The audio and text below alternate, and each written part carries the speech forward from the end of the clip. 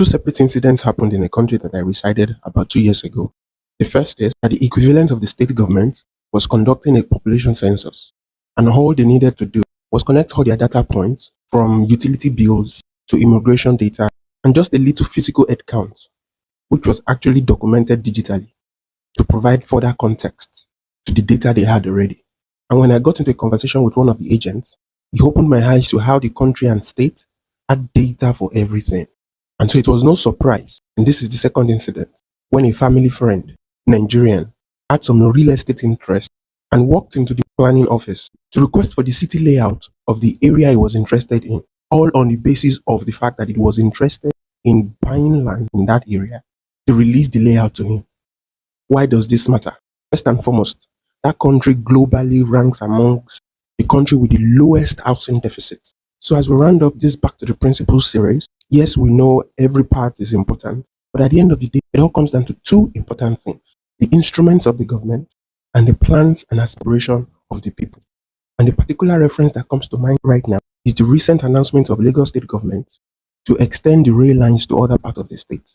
And what I would have expected for a forward-thinking government was to publish and make available the layout of this rail line and make it accessible to every member of the public that needs that information. But rather, let's make noise about it and make it another avenue for people to lose their money to unscrupulous practices or empower other people who make money from the failure of the system. I mean, this is such a simple information that can be published to allow anyone with real estate interest to plan their investments accordingly, especially to protect themselves against contravening the Lagos Master Plan. While I do not get into advocacy, I equally acknowledge the fact that government and its agency, especially the planning agencies, haven't done well enough to even educate the people about why regulation, about why compliance is necessary. It seems planning to the government is just a form of revenue generation.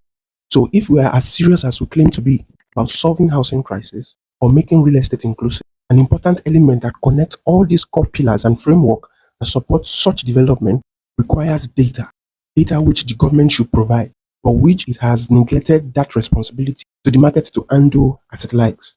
Housing needs data. Housing needs planning information. And this needs to be publicly available, to be publicly accessible, publicly reachable, and not just be opportunity for people to profit from the failure of the system. So as we wrap up this series, the one thing that bridges all the 7 parts of this framework is data, cohesive planning, and forward-thinking governance that sees beyond political score points and is genuinely interested in helping the people live better lives. I hope this helps.